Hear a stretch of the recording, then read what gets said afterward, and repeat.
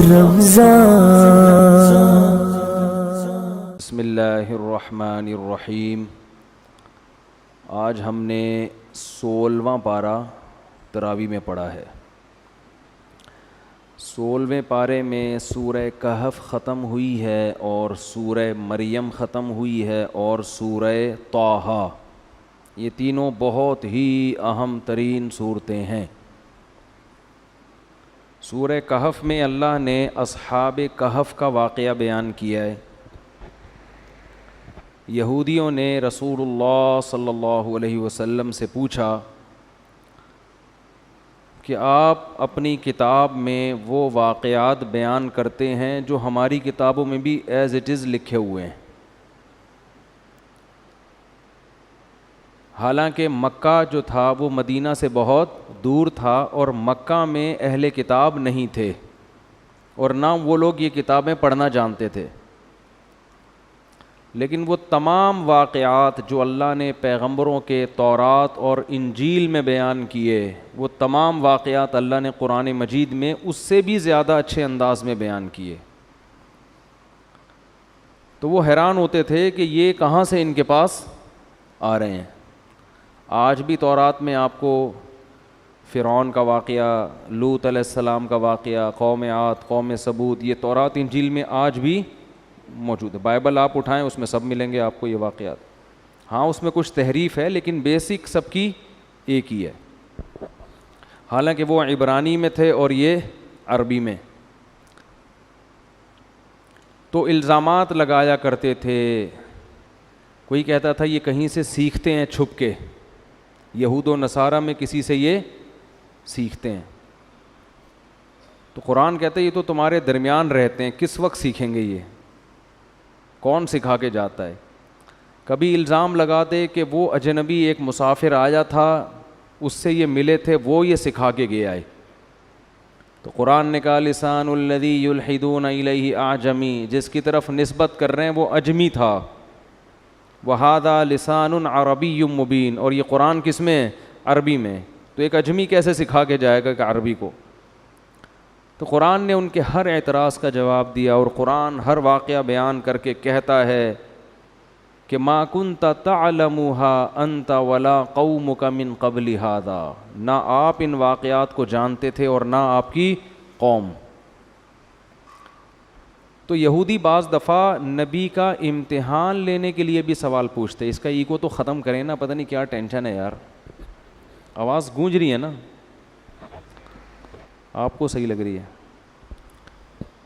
وہ پتہ نہیں بنڈائی مارکیٹ سے شارٹ ہو گیا۔ خیر یار اس کا ایگو ختم کریں، کیا ہے آواز کیوں گونج رہی ہے؟ تو اسی طرح اصحاب کہف، کہف کہتے ہیں غار کو، تو یہ واقعہ بھی بنی اسرائیل کو معلوم تھا، ان کے باپ دادا سے چلتا ہوا آ رہا تھا۔ تو انہوں نے نبی صلی اللہ علیہ وسلم سے پوچھا یہ اصحاب کہف کا واقعہ کیا ہے۔ بہت سارے سوال پوچھے تھے، ایک یہ بھی پوچھا تھا کہ یوسف علیہ السلام مصر میں، بنی اسرائیل مصر میں گئے کیسے؟ یعنی بنی اسرائیل تو یعقوب علیہ السلام کی اولاد ہے نا، اور وہ کہاں تھے؟ وہ تو فلسطین میں تھے، وہ تو شام میں تھے۔ تو یہ مصر میں فرعون سے ان کا جو مقابلہ ہوا تو یہ مصر میں کہاں سے آ گئے؟ اب یہ واقعہ اہل یہود کے علاوہ کسی کو معلوم نہیں تھا۔ تو پوری سورہ یوسف ایک ہی وقت میں نازل ہوئی ہے، اور اس میں پورا اللہ نے بتایا کہ حضرت یوسف علیہ السلام کے بھائیوں نے حسد کیا اور کیسے کنویں میں ڈالا اور کیسے وہ نکلے اور بادشاہ بنے، اور بالآخر پورے بنی اسرائیل وہاں شفٹ ہو گئے، وہاں منتقل ہو گئے۔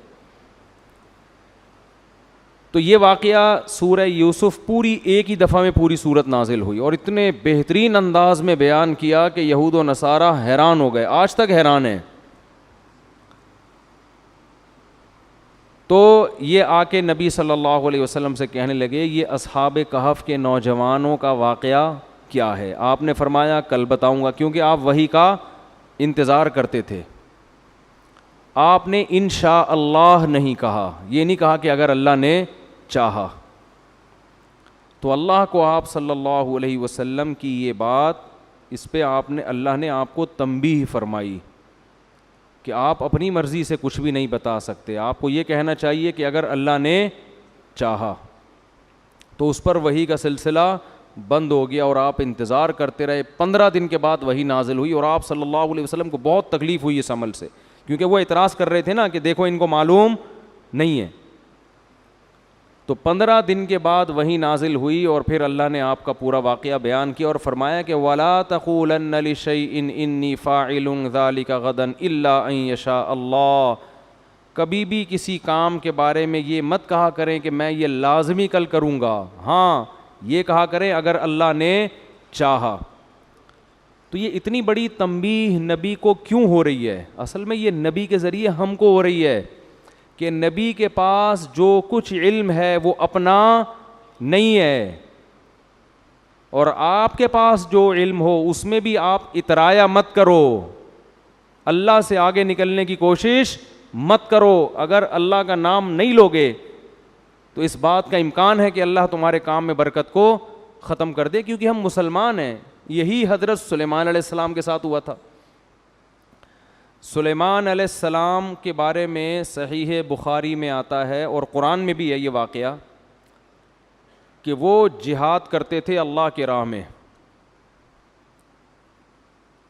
تو جہاد میں گھوڑوں کی ضرورت, جنگ کی ضرورت, وظیفوں سے تو جہاد نہیں ہوتا نا, بہت ساری چیزوں کی ضرورت. دوسری طرف ان کو عبادت بھی کرنی تھی کثرت سے, وہ نہیں چاہتے تھے کہ میں اللہ کی یاد سے غافل ہوں. تو ایک دن گھوڑوں کو دیکھنے میں لگے ہوئے تھے نا, بڑے خوبصورت بڑے بڑے بالوں والے اعلیٰ نسل کے گھوڑے, وہ اللہ کی راہ میں جہاد کے لیے رکھے ہوئے تھے. ان کو دیکھنے میں اتنا گم ہو گئے کہ ان کا ایک معمول تھا اللہ کی عبادت کا, وہ معمول قضا ہو گیا. کو بڑا افسوس ہوا کہ یہ دنیا داری میں اتنا مشغول ہوا کہ اللہ کی یاد سے غافل. حالانکہ یہ دنیا داری اللہ ہی کے لیے تھی. تو اٹھ کے نا سب کو ذبح کر دیا, گھوڑوں کو کیا کر دیا, سب کو ذبح کر دیا کہ لیکن پھر احساس ہوا کہ جس مال کو میں نے ذبح کر دیا ہے تو یہ تو جہاد کے لیے ہے. اب جب جہاد کیسے ہوگا پھر ماتحت جو آپ کے فوجی تھے وہ بھی تو بنی اسرائیل تھے نا, ان کی بھی ٹینشن ہے.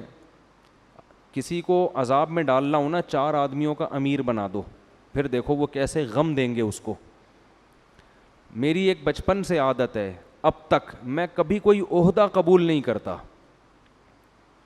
اب تک میرے پاس کوئی عہدہ نہیں ہے کسی, جہاں جیسے میں مدرسے میں پڑھاتا ہوں تو وہاں مجھے کوئی ناظم, کسی چیز کا ناظم بنانے کی کوشش کی گئی کہ یہ شعبے کے ناظم آپ, میں نے نہیں لیا. میں ایسے بہانے کرتا ہوں نا, ایسے ٹوپی ڈرامے گھماتا ہوں کہ وہ کہتے ہیں نہیں بھائی اس کو نہیں دو. حتیٰ کہ چھوٹے سے کاموں کی مینجمنٹ بھی میں نے نہیں لی. یعنی ہمارے ہاں جامعۃ الرشید میں طلبہ کو نا دوپہر کھانے کے لیے لائن میں کھڑا کرنا تھا اور ان کا نگرانی کرنی تھی. اس کے لیے بہت پرانی بات ہے, مجھے بنا دیا امیر, میں نہیں بنا. میں نے کہا نہیں بھائی میرے اندر صلاحیت نہیں ہے. اور پھر دوسرے بہت سے معاملات آئے, اس میں ذمہ داری دینے کی کوشش کی گئی, نہیں. کیوں؟ جب آپ کوئی مینجمنٹ آپ کے ہاتھ میں آتی ہے نا, تو جتنی گالیاں آپ کو پڑتی ہیں اتنی دنیا میں کسی کو نہیں پڑتی. حالانکہ آپ نیچے والوں کی بہت زیادہ خیر خواہی کر رہے ہوتے ہو, ان کے لیے اپنی نیند قربان کرو, ان کے لیے راتوں کو اٹھ کے مانگو, ان کی خدمتوں میں اپنے آپ کو کھپا دو, مگر وہ آپ کو کبھی بھی نہیں مانیں گے کہ یہ اچھا آدمی ہے. وہ کہیں گے یہ ہم پر پتہ نہیں کس نے مسلط کیے, کیڑے نکالیں گے وہ. جیسے حکمرانوں کا دیکھ لو نا, اگر کوئی اچھا حاکم آ بھی جائے, قوم نے اس کو اچھا کبھی بھی نہیں کہنا, اس میں کیڑے نکالنے ہیں, اس کو تمیز سے حکومت کرنے دینی نہیں ہے. یہ پوری دنیا میں ہے. تو یہ لوگ اچھے ہوتے ہی نہیں ہیں. جو بھی آپ کا گھر کا سربراہ ہے یا بڑا ہے, ذمہ دار ہے, وہ اچھا بولو ہو ہی نہیں سکتا. بس یہ بھول جاؤ کہ وہ اچھا ہوگا. اللہ کی نظر میں شاید ہو جائے, پبلک کی نظر میں وہ اچھا نہیں ہو سکتا. یہ لوگوں کا مزاج بڑا مختلف ہے بھائی. اس سے نقصان یہ ہوتا ہے کہ آپ جو جن کاموں کی آپ میں صلاحیت تھی آپ وہ کام نہیں کر سکتے, وہ چخ پخ میں ہی لگے رہتے ہیں آپ. تو اس لیے میں نے MBA بھی نہیں کیا. مجھے جامعہ والوں نے شروع میں آفر کی تھی کہ آپ بھی MBA کر لیں, مینجمنٹ پڑھ لیں, میں نے کہا بھائی میں 3-4 گھر چلا رہا ہوں, اس کے لیے مجھے اگر MBA کراتے ہو کہ میں یہ بچوں کو پال لوں, تو ایسا کوئی اگر اس میں سبجیکٹ ہے تو میں اس میں نمبر حاصل کروں گا, ورنہ جب میں نے مینجمنٹ اپنے ہاتھ میں لینی نہیں ہے تو مجھے MBA کرنے کا کیا فائدہ. سمجھ میں نہیں آ رہی میرا خیال ہے بات. تو اس لیے جس کو علمی کوئی کام کرنے ہو نا, وہ کبھی کسی کا امیر بولو نہ بنے. سفر میں بھی نہیں بنے. سفر میں بھی میں جاتا ہوں دوسرے کو امیر, بھائی تم بنو ہم نہیں بنے. تو ساری صلواتیں تم کو سننے کو ملیں گی اور وہ بیچارہ سارا صلواتیں سنتا رہتا, بھائی کیا کھلا دیا یہ. بھائی جو سفر میں امیر بنے گا وہ ہوٹل پہ بھائی آج یہ کھانا ہے, مشورے سب سے لے کے, لیکن جب کھلائے گا تو کہیں گے اس نے پتہ نہیں کون سے ہوٹل میں گاڑی رکوا دی یار, کیا کھلوا دیا اس نے. یہی چلتا رہے گا پورے راستے. اسی لیے جو ذمہ دار ہوتا ہے نا اس کو عزت دیا کریں, وہ بیچارہ بڑی ٹینشن میں ہوتا ہے. خیر کہاں سے کہاں بات چلی گئی. تو سلیمان علیہ السلام کے ہاتھ میں حکومت آ گئی تو نیچے لوگ تو آپ کو پتہ ہے وہ ٹینشن دیتے ہیں, تو وہ تو ٹینشن دیتے ہیں. تو اس لیے سلیمان علیہ السلام نے جب گھوڑے بھی کاٹ دیے اور ٹینشنیں بھی چل رہی ہیں, تو سلیمان علیہ السلام نے فرمایا اے اللہ میں اپنی 100 بیویوں کے پاس جاؤں گا, ان سے 100 بیٹے پیدا ہوں گے اور 100 کے 100 بیٹوں کو اللہ کے راہ کا شہسوار بناؤں گا. میرے اپنے خاندان کے 100 بیٹے محاذ جنگ میں لڑیں گے. اپنے بچوں پہ ذرا کنٹرول زیادہ ہوتا ہے, بہت مشکل ہے بات سمجھانا. دوسروں کے بچوں پہ کم, اپنے بچوں پہ نسبتاً اس زمانے میں تو بہت ہوتا تھا نا, اب تو وہ بھی آزاد ہوتے جا رہے ہیں. تو انہوں نے کہا کہ اللہ میں کیا کروں گا, میرے 100 بیٹے پیدا ہوں گے اور وہ اللہ کی راہ میں مجاہد بنیں گے. تو انہوں نے قسم اٹھائی کہ آج میں اپنی 100 بیویوں سے جمع کروں گا اور 100 کے 100 بیویوں سے 100 بیٹے پیدا ہوں گے اور 100 کے 100 بیٹوں کو اللہ کی راہ کا شہسوار. یہ معجزاتی طور پر, ورنہ ایک رات میں کسی کے لیے ممکن نہیں ہے یہ. تو جب انہوں نے یہ کہا تو انشاءاللہ نہیں کہا, ٹھیک ہے نا. اب یہ بھی بہت بڑا دعویٰ تھا نا کہ ایسا ہوگا, پھر 100 بیٹے پیدا ہوں گے اور 100 بیٹوں کو کیا کروں گا میدان جنگ. اب بہت بڑی بات ہے, بہت بڑا دعویٰ ہے. کسی نے کہا کہ انشاءاللہ کہہ دیں, مگر وہ انشاءاللہ کہنا بولو بھول گئے. اپنے اوپر رکھ دیا نا کہ میں ایسا کروں گا, میں یوں. تو 100 بیویاں بھی تھیں ان کی, معذرت کے ساتھ یہ میں نہیں کہہ رہا, یہ بخاری میں لکھا ہوا ہے, ٹھیک ہے نا. آپ نہ رکھیں 100, اور اگر رکھیں تو اس قسم کی باتیں نہ کریں آپ. یہ معجزہ تھا ان کا. تو ایک روایت میں 60 بھی ہیں, ایک میں 100 ہے, تو کم سے کم 60 کی روایت ہے, تو چلو 60 بھی بہت ہیں. تو اب کیا ہوا ہے کہ 100 کی 100 زوجات کو حمل ہو گیا, یہاں تک بھی اللہ کی قدرت. لیکن بچہ صرف ایک کے پیدا ہوا اور وہ بھی معذور. ایک کے بچہ پیدا ہوا اور وہ بھی معذور. القینا علی کرسی جسدا, ان کی جو بادشاہت کی کرسی تھی نا اس پہ دائی نے لا کے بچہ دیا اور وہ بھی کیا تھا, معذور. تو اس وقت سلیمان علیہ السلام کو خیال ہوا کہ مجھ سے کوئی غلطی, یہ اللہ کی طرف سے کچھ سزا ملی ہے. بھائی 100 بیویوں سے ایک ہی بیٹا پیدا ہو رہا ہے اور وہ بھی کیا ہو رہا ہے معذور. چلو 50 ہو جاتے, 10 بچے پیدا ہو جاتے, 5 بیٹے پیدا ہو جاتے, ایک ہوتا تو پورا صحیح نا, یہ کیسے جہاد کرے گا. اس وقت سلیمان علیہ السلام کو اندازہ ہوا کہ مجھ سے بہت بڑی غلطی ہوئی ہے کہ میں نے سارا اپنے اوپر رکھا ہے کہ میں یوں, اور اللہ کو یہ بات پسند نہیں ہے. تو فوراً سجدے میں گر گئے اور اللہ سے توبہ استغفار کی. تو اصل میں انشاء اللہ کی ویلیو کیوں ہے, یہ لفظ کی اتنی ویلیو نہیں ہے, یہ لفظ آپ کے اندر کی چیز کو ایکسپوز کرتا ہے کہ آپ اپنے آپ کو کتنا بڑا فنٹر سمجھتے ہو. اگر آپ اپنے آپ کو بہت بڑا فنٹر سمجھتے ہو تو یہ لفظ استعمال نہیں کرو گے. اگر فنٹر نہیں سمجھتے تو آپ بات پہ کہو گے بھئی اگر اللہ نے چاہ. اہم باتوں پہ, چھوٹی موٹی باتوں پہ ضروری نہیں ہے, وہ بڑے بڑے جو دعوے ہوتے ہیں نا ان پہ. سمجھ میں آ رہی ہے کہ نہیں آ رہی ہے. بنی اسرائیل نے جو حضرت موسیٰ علیہ السلام نے بنی اسرائیل کو کہا گائے ذبح کرو, سورہ بنی اسرائیل میں بنی اسرائیل نے کہا کہ وہ گائے کس ٹائپ کی ہونی چاہیے. لیت و لعل سے کام لینے لگے نا, او بھائی تمہیں کہا جا رہا ہے گائے ذبح کر لو, کوئی بھی گائے پکڑ کے کاٹ دو. لیکن ایسے ہی وہ ٹوپی ڈرامہ شروع کر دیا انہوں نے. کیسی گائے؟ تو موسیٰ علیہ السلام نے فرمایا ایسی. پھر انہوں نے کہا کلر سمجھ میں نہیں آ رہا کیسا ہونا چاہیے. موسیٰ علیہ السلام نے کہا کلر بتا دیا ایسا ہونا چاہیے, اب کر لو. پھر کہنے لگے کہ ابھی بھی سمجھ میں نہیں آ رہی گائے، اس کلر کی تو بہت ساری ہوتی ہیں.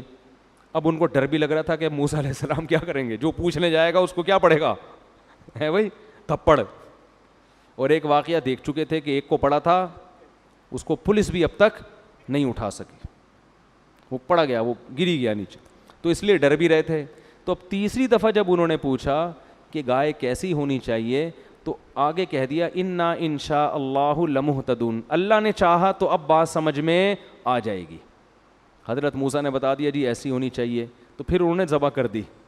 حدیث میں آتا ہے تیسری دفعہ میں اگر وہ انشاء اللہ نہ کہتے تو تیسری دفعہ میں بھی گائے ذبح نہ کرتے، اور نتیجہ پھر کیا ہوتا، اللہ کا عذاب آتا ان کے اوپر. تو انشاء اللہ کے لفظ کی بہت ویلیو ہے. تو نبی صلی اللہ علیہ وسلم نے انشاء اللہ کہنا بھول گئے، تو وہی دیر سے نازل ہوئی، لیکن اللہ نے پھر آپ کو تنبیہ فرمائی. تو اصحاب کہف کا واقعہ بیان کیا کہ پچھلی امتوں میں چند نوجوان تھے جو مشرک حکومت تھی، تو ان دونوں نے بت پرستی کو چھوڑ کر ایک خدا پر ایمان لے آئے. جب ایمان لے آئے تو ان کے لیے اپنے کنٹری میں رہنا ناممکن ہو گیا. تو انہوں نے اللہ پہ اعتماد اور توکل کر کے کہا فَأْوُوا إِلَى الْكَهْفِ، یہاں سے نکلو اور کسی غار میں جا کے پناہ لو. غار میں جائیں گے تو کل دیکھیں گے پھر ہم نے کیا کرنا ہے، فی الحال یہاں سے نکلو. یعنی دین سے پیچھے نہیں ہٹے، بلکہ دین پہ قائم رہنے کے لیے اس ملک سے ہجرت کر لی.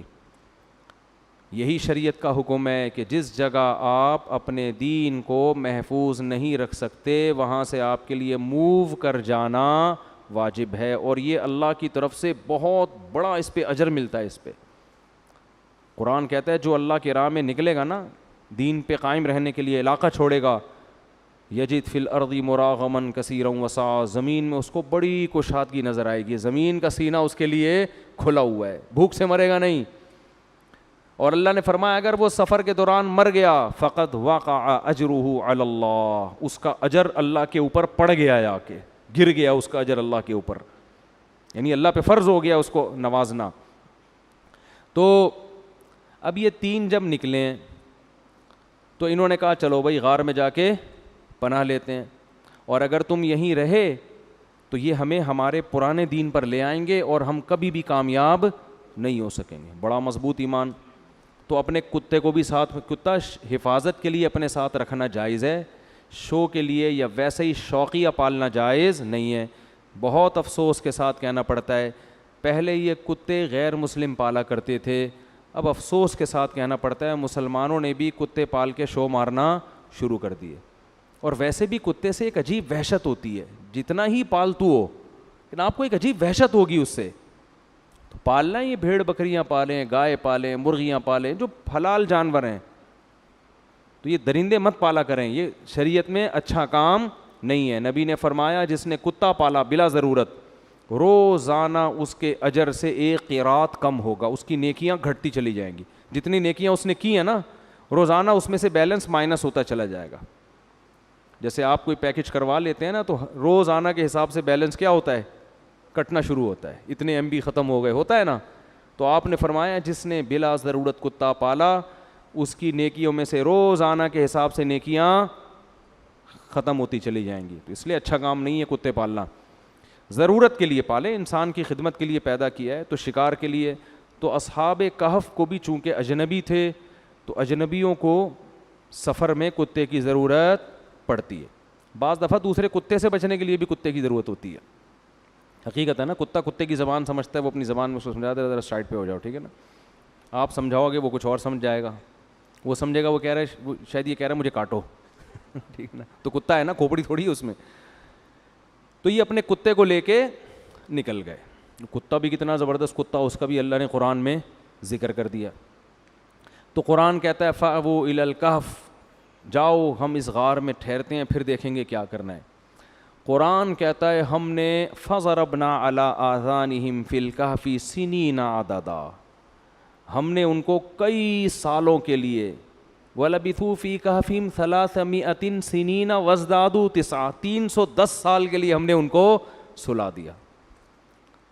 اب یہ بات یہودی جانتے تھے کہ اصحاب کہف کا ایسا واقعہ ہوا ہے جس میں وہ کہتے تھے 300 سال، جبکہ قرآن نے کہا 310. تو علماء نے ایک بڑی زبردست بات کی ہے کہ اگر شمسی اور قمری کا فرق نکالا جائے نا تو شمسی 300 قمری 310 بنتے ہیں. تو یہ بھی ایک زبردست کیا ہو گئی, میچنگ ہو گئی. تو 310 سال کے لیے اللہ نے انہیں اس غار میں سلا دیا. کیا اللہ کی قدرت, قرآن بتاتا ہے اس کی حکمت کیوں سلا دیا. نمبر 1 کہ جب وہ اٹھ کے آئیں گے اپنی قوم کے پاس اور علامتوں سے لگے گا کہ بھئی یہ 300 سال, کیونکہ تاریخ اس وقت بھی لکھی جاتی تھی, 300 سال پہلے ایسے کچھ لوگ ہجرت کر کے بھاگے تھے, یہ ہوا تھا اس وقت, یہ سکہ بھی ہے ان کے پاس, تو لوگوں کو یقین آ جائے گا کہ اللہ ہر چیز پر قدرت رکھتا ہے. ایک حکمت تو یہ قرآن نے بیان کی, یہ حکمت. دوسری حکمت کہ ہجرت جو اللہ کے لیے کرتا ہے, اللہ کے لیے قربانی کرتا ہے, اللہ غیب سے کیسے اسباب پیدا کرتے ہیں. اب پوری دنیا میں ان کو کوئی ٹھکانہ دینے والا نہیں تھا, اللہ نے کہا سو جاؤ, جب صبح اٹھو گے نا تو یہ حکومت ہی چینج ہو چکی ہوگی, 300 سال میں اسلامی حکومت آ چکی ہوگی, وہ تمہیں گلے لگائیں گے, کہیں گے بھائی یہ تو توحید پرست لوگ 300 سال پہلے نکلے تھے, ٹھیک ہے نا, یہ کہاں غائب ہو گئے تھے. تو 310 سال سوتے رہے ہیں, اور قرآن کہتا ہے کہ ہم نے غار پہ جو ان کا کتا حفاظت کے لیے بیٹھا ہوا تھا نا, وہ 300 سال تک ایسے بیٹھا رہا ہے کہ لو اطلعت علیہم لولیت منہم فرارا, اس کے روب اتنا تھا کہ کوئی اس کے قریب سے گزر کے اس کو دیکھ لیتا تو بھاگ جاتا وہاں سے, وہ سمجھتا باقاعدہ یہ پہرا دے رہا ہے بیٹھا ہوا. باسط ذراعیہ بالوسید, غار کی چوکھٹ پر اپنے بازوؤں کو پھیلایا ہوا ہے, جیسے کتے کا اسٹائل ہوتا ہے نا بیٹھنے کا, اس طرح بیٹھا ہوا ہے, اور زبان نکال کے ہانپ رہا ہے, صحیح نا, انتظار میں ہے. اور قرآن کہہ رہا ہے وَنُقَلِّبُ أَفْئِدَتَهُمْ ذَاتَ الْيَمِينِ وَذَاتَ الشِّمَالِ, ہم ان کو نیند کی حالت میں کروٹیں بھی دیتے تھے, کیونکہ اتنے عرصے اگر آپ زمین پہ لیٹے رہیں تو زمین ہی کھانا شروع کر دیتی ہے, اور سورج کی کرنیں اس انداز سے پڑتی کہ سورج کی روشنی ان کو نقصان نہیں دیتی. تو بڑا تمام سائنٹیفک جتنے بھی وہ طریقے ہوتے ہیں نا کسی کو زندگی دینے کے, ان تمام طریقوں کی قرآن کہتا ہے ہم نے رعایت کی. اور 310 سال کے بعد جا کے جب وہ اٹھے ہیں تو کہنے لگے بھائی کیا ہو گیا, ہم تو لگ رہا ہے بہت لمبا سو لیے ہیں. قال کم لبثتم, کہنے لگے کچھ پتہ ہے کتنی دیر سوئے ہیں, اب کنفیوز ہو رہے ہیں نا آپس میں. تو کہنے لگے قالوا لبثنا یوما او بعض یوم, شاید ایک دن یا اس سے کچھ کم سوئے ہیں, کیونکہ وہ سورج کو دیکھ کے اندازہ لگا رہے تھے نا کہ ہم جب گھسے تھے تو یہ ٹائم ہو رہا تھا, نکلے ہیں تو یہ ٹائم ہو رہا ہے, تو 24 گھنٹے یا اس سے کچھ کم ہوئے ہیں. پھر پریشان ہو گئے کہ یار کچھ ایسا لگتا نہیں ہے. تو پھر کہنے لگے ربکم اعلم بما لبثتم, اللہ ہی کو پتہ ہے بھائی کتنے سوئے ہیں, اس بحث میں کچھ نہیں رکھا ہوا, پیٹ کمر سے چپکا ہوا ہے. فبعثوا احدکم بورقکم ہذہ, یہ سکہ رائج الوقت لے کے جاؤ اور شہر میں چھپ کے جا کے چپکے سے ایھا ازکا طعاما, جو حلال کھانا ہے نا وہ لے کر آؤ. اس سے پتہ چلتا ہے بھائی غیر مسلم ریاست میں اس کی فکر کرنا لازم ہے کہ جو آپ کھا رہے ہو وہ حلال ہے یا حرام. اسلامی کنٹری میں ضروری نہیں ہے آپ جائیں گوشت کھا لیں, حلال ہی ہوگا. لیکن اگر آپ یورپ میں رہتے ہیں, امریکہ میں رہتے ہیں, تو ایسا نہیں کہ ہوٹل میں جا کے جو مرضی کھا لو, تفتیش کرنی پڑے گی, پوری تحقیق. صرف حلال کا ٹھپا کافی نہیں ہے, ہر چیز پہ حلال کے ٹھپے لگے ہوئے ہیں آج کل. وہاں لوگ کہتے ہیں حلال لکھا, وہ یعنی شراب کی بوتلوں پہ بھی ان کا بس چلے تو حلال کے ٹھپے لگا دیں وہ.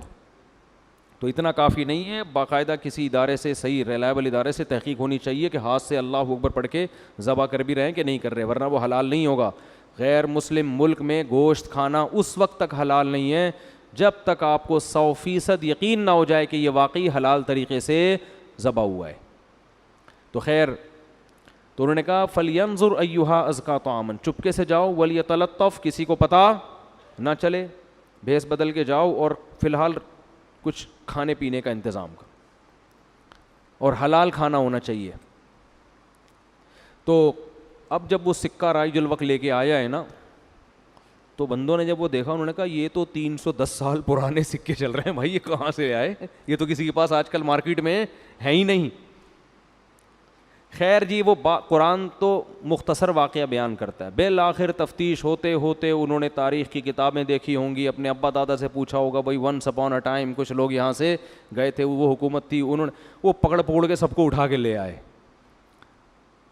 تو وہ یہ واقعہ بنی اسرائیل میں بہت زیادہ مشہور ہو گیا کہ اللہ نے چند نوجوانوں کو جنہوں نے اللہ کے لیے قربانی دی ان کو اللہ نے 310 سال تک غار کے اندر بند رکھا ہے, اس کے بعد اللہ نے نکالا.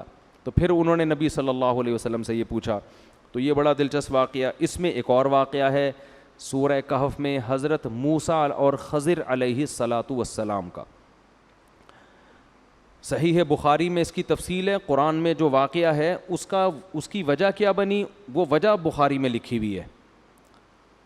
حضرت عبداللہ بن مسعود فرماتے ہیں کہ ایک نبی صلی اللہ علیہ وسلم نے فرمایا کہ حضرت موسیٰ علیہ السلام سے ایک دفعہ لوگوں نے پوچھا کہ اس وقت دنیا میں سب سے بڑا عالم کون ہے. موسیٰ علیہ السلام نے فرمایا میں, اور بات بالکل درست بھی تھی, پیغمبر سے بڑا تو دنیا میں کوئی نہیں ہوتا, لیکن اللہ کو آپ کا یہ انداز پسند نہیں آیا. ہر صحیح بات کہنے کی نہیں ہوتی. تواضع بہت بڑی چیز ہے. آج کل یہ تواضع مارکیٹ میں شارٹ, بس میں سب سے بڑا ہوں باقی سارے, حالانکہ آپ سب سے چھوٹے ہوتے ہیں. وہ بھی ایسا, وہ بھی ایسا, وہ جو کیڑے نکالتے رہتے ہیں نا بیٹھ بیٹھ کے, وہ بھی غلط, وہ بھی غلط, وہ بھی غلط, مجھ سے اللہ کام لے رہا ہے, اس کا مطلب آپ سے تو کام لے ہی نہیں رہا. تو موسیٰ کلیم اللہ اتنے بڑے, ان کی زبان سے یہ نکل گیا سب سے بڑا عالم کون ہے, میں. بات صحیح تھی لیکن اللہ کی طرف پھیرنا چاہیے تھا.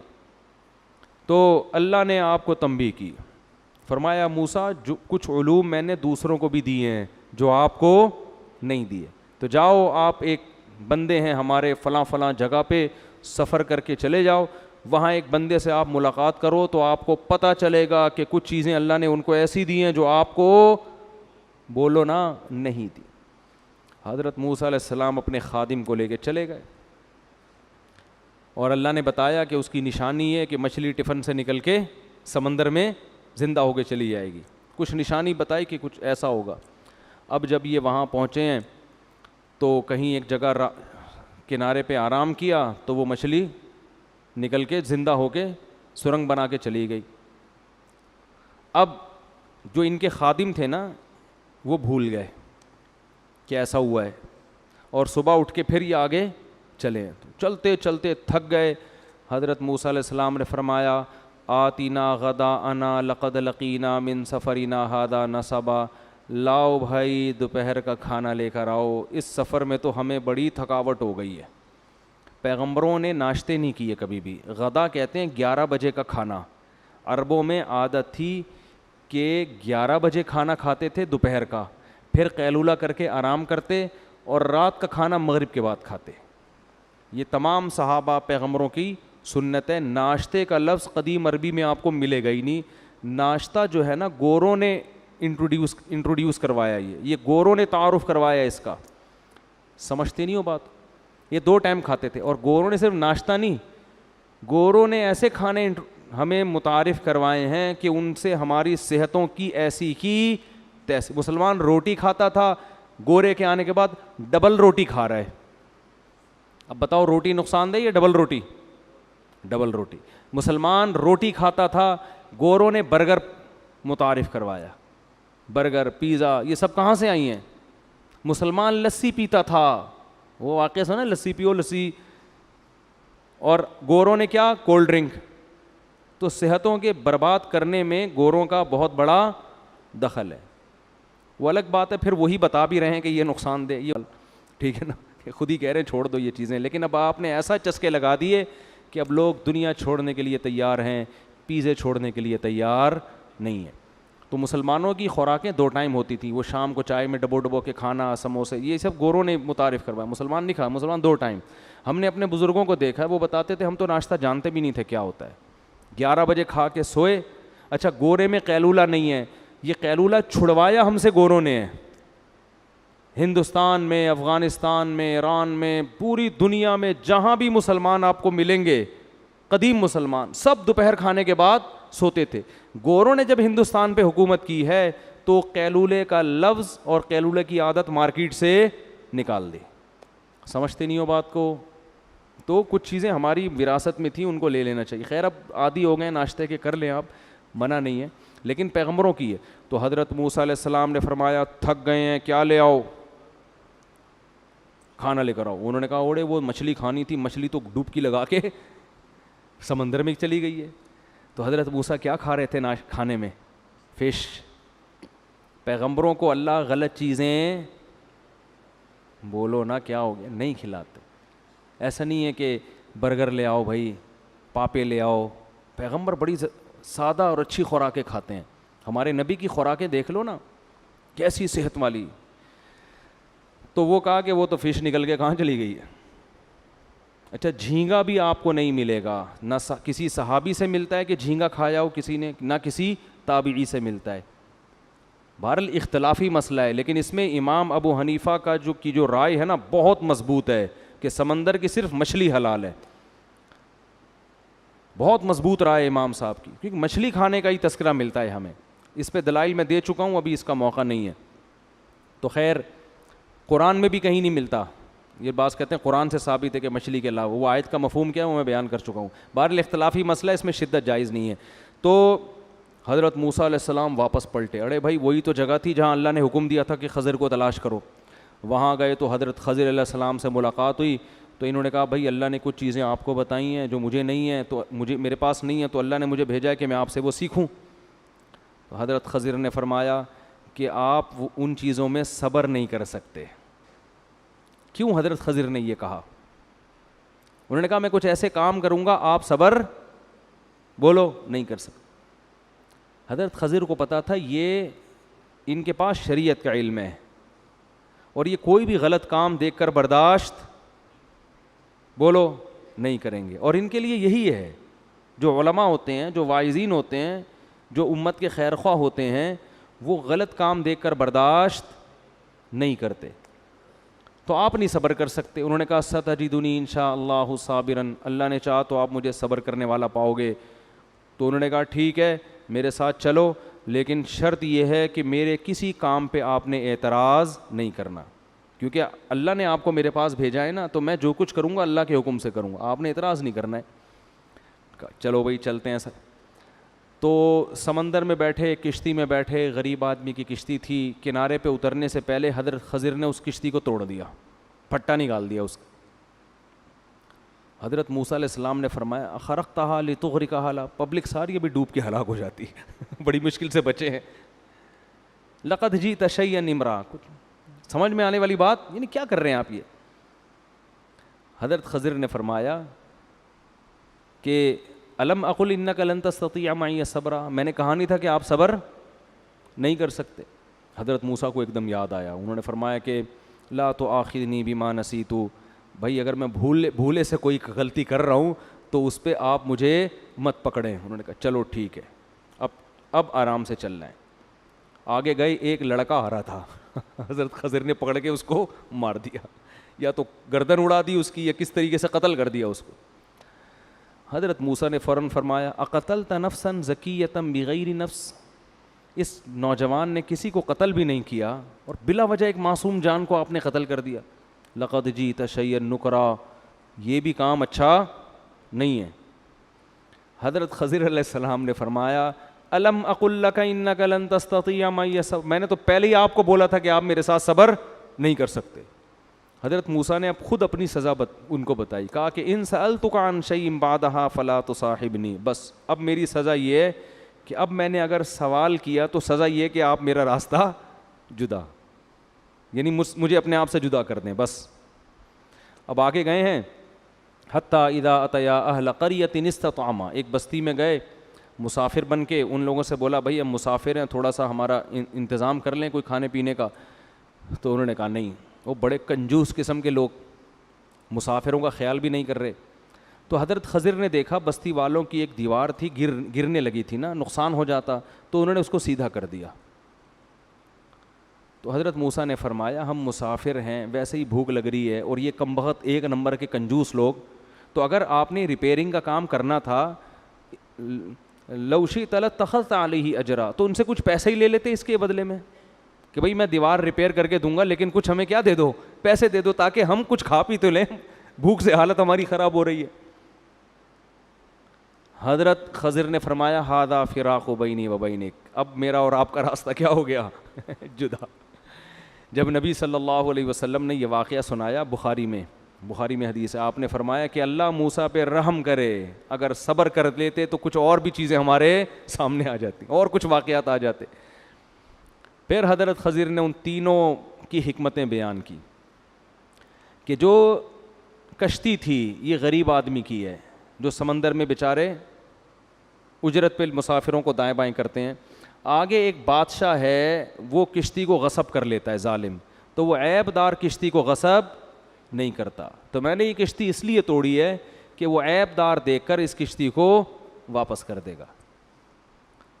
اور وہ جو لڑکا ہے، یہ لڑکا جب بڑا ہوتا تو اپنے والدین کا سخت نافرمان بنتا، جبکہ والدین ان کے نیک اور صالح ہیں، پرہیزگار ہیں، تو اللہ نے ارادہ کیا کہ اس بچے کو موت دے کر اس کے بدلے میں ان والدین کو دوسرا بچہ دیں، اور وہ بچہ ان کی آنکھوں کی ٹھنڈک بنے گا۔ ماں باپ تو سمجھ رہے ہیں ہمارا بچہ مر گیا، لیکن میں نے قتل اس لیے کیا اللہ کے حکم سے کہ اس کا نعم البدل اللہ ان کے اگر یہ زندہ رہے گا تو والدین کو بہت ستائے گا۔ اور رہا وہ جو بستی کا مسئلہ، دیوار کا، بستی میں اس دیوار کے نیچے خزانہ ہے، اور وہ خزانہ یتیم بچوں کا ہے، اور ان یتیم بچوں کا باپ بہت نیک آدمی، وَكَانَ أَبُوهُمَا صَالِحًا۔ ان کا باپ کیا ہے؟ وہ کیا ہے؟ وَأَمَّا الْجِدَارُ فَكَانَ لِغُلَامَيْنِ يَتِيمَيْنِ، دو لڑکے ہیں یتیم، ان کا والد نیک آدمی ہے، تو اللہ نے مجھے حکم دیا ہے کہ بھئی یہ خزانہ گر گیا تو یہ کنجوس قوم جو ہمیں فری میں کھانا کھلانے کے لیے تیار نہیں ہے، یہ تو سارے خزانے لوٹ لے گی، تو اللہ یہ چاہتے ہیں فَأَرَادَ رَبُّكَ أَن يَبْلُغَا أَشُدَّهُمَا، رب یہ چاہتا ہے کہ یہ جوانی کی دہلیز پہ پہنچے، ان کو پھر اطلاع ملے اور یہ خود اپنا خزانہ نکالیں، اب یہ بچے ان کے خزانے پہ قبضہ ہو جائے گا۔ ذَلِكَ تَأْوِيلُ مَا لَمْ تَسْطِع عَلَيْهِ صَبْرًا، اے موسیٰ یہ ان واقعات کی حکمت ہیں جن پر آپ صبر نہیں کر سکے۔ اس واقعے سے اسباق کیا ملتے ہیں؟ اس سے پتہ چلتا ہے، اچھا دیکھو حضرت خضر کے پاس نہ علم غیب تھا اور نہ کوئی طاقتیں، اللہ نے بتا دیا کہ ایسا کریں اور اس میں حکمت یہ ہے، تو اس سے پتہ چلتا ہے۔ اور حضرت خضر کا مقام حضرت موسیٰ سے زیادہ نہیں ہے، سمجھتے ہو کہ نہیں سمجھتے؟ یہ ایسا ہی ہے جیسے اللہ بعض دفعہ فرشتوں سے کام لیتے ہیں تو بعض دفعہ انسانوں سے بھی کام لے لیتے ہیں، کام کرنے والا اللہ ہوتا ہے۔ فرشتے کی مثال ایسے ہوتی ہے جیسے کاتب کے ہاتھ میں قلم کاتب کی مرضی کے بغیر دائیں بائیں نہیں ہوتا، لہذا لکھنے کی نسبت قلم کی طرف نہیں ہوتی، رائٹر کی طرف ہوتی ہے۔ تو اسی طرح کہتے ہیں ان چیزوں کو کہتے ہیں تکوینی امور۔